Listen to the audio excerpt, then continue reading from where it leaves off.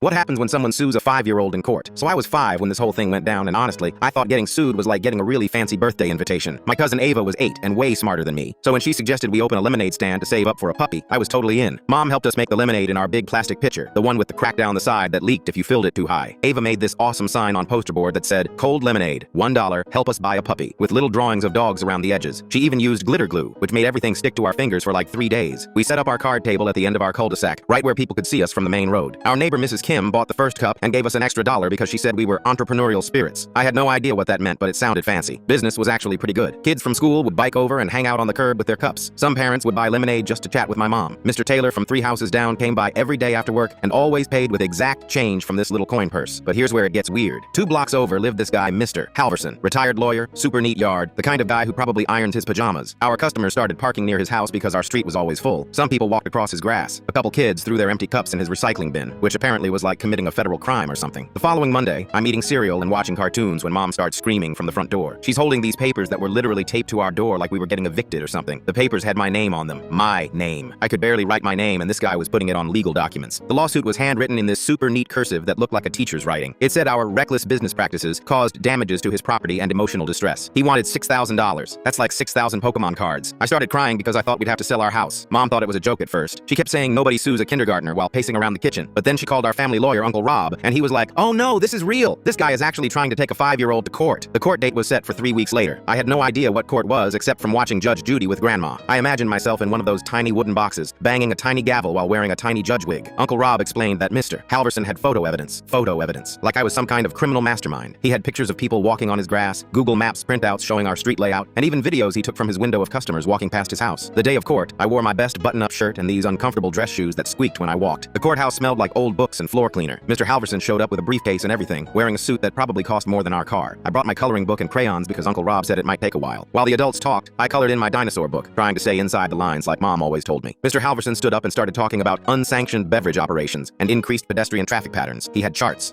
about our lemonade stand. The judge kept looking at me coloring my T-Rex and then back at this grown man with his poster boards. Uncle Rob was way cooler though. He brought printouts from our neighborhood Facebook group where everyone was talking about how cute our stand was. Mrs. Kim had posted pictures of us with our sign. Even the mailman commented saying we brightened his day. Uncle Rob also had this petition with 52 signatures calling the lawsuit completely ridiculous. The judge looked at all Mr. Halverson's evidence, then looked at me trying to color inside the lines of a triceratops and just shook his head. He dismissed the case right there, just like that. Mr. Halverson's face got all red and he started stuttering about property rights. But here's the best part. Uncle Rob helped us file our own paperwork. Not for money, but to make Mr. Halverson stop bothering neighborhood kids. It was like our own superhero moment. The whole thing ended with our lemonade stand getting moved to the school parking lot. The PTA loved us. We made enough money for the puppy, a golden retriever we named Justice because Uncle Rob thought it was funny.